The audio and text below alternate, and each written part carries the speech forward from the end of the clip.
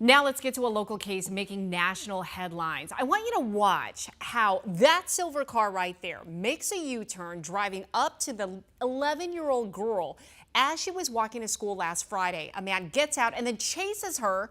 Luckily, she was able to run away screaming. The man then turned around and walked back to his car.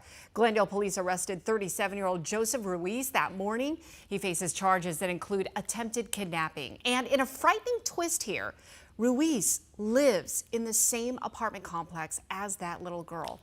So let's go into the mind and motive of this case. Joining me once again is psychologist Dr. Katherine Kuhlman. All right, Katherine, I want to start with the suspect here.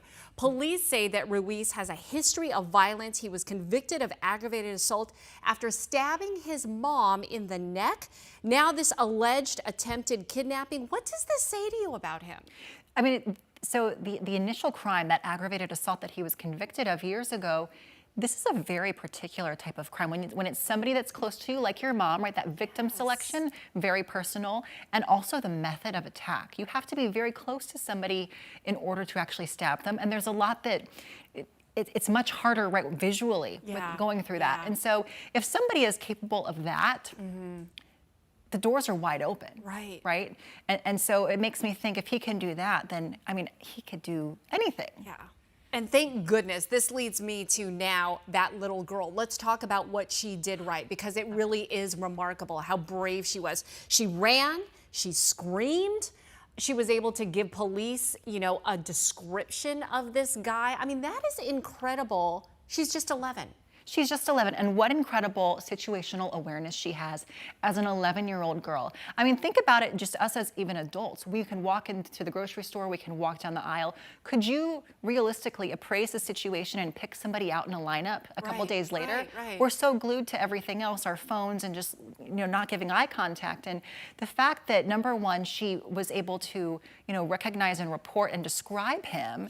Also the fact that she screamed. And this is important for kids, because this is how you get away from attackers, is you make a scene. And it's also kind of tough because we also tell kids not to scream a lot, right? So it becomes this balancing act of when is it okay, when is it not.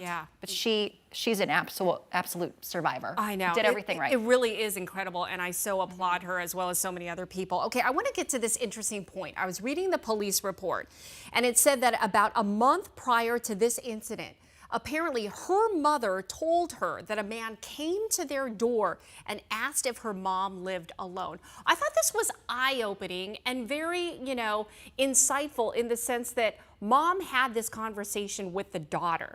And the daughter remembered that and told it to police. It's almost like, I want you to be aware of what is happening around us instead of keeping it to herself.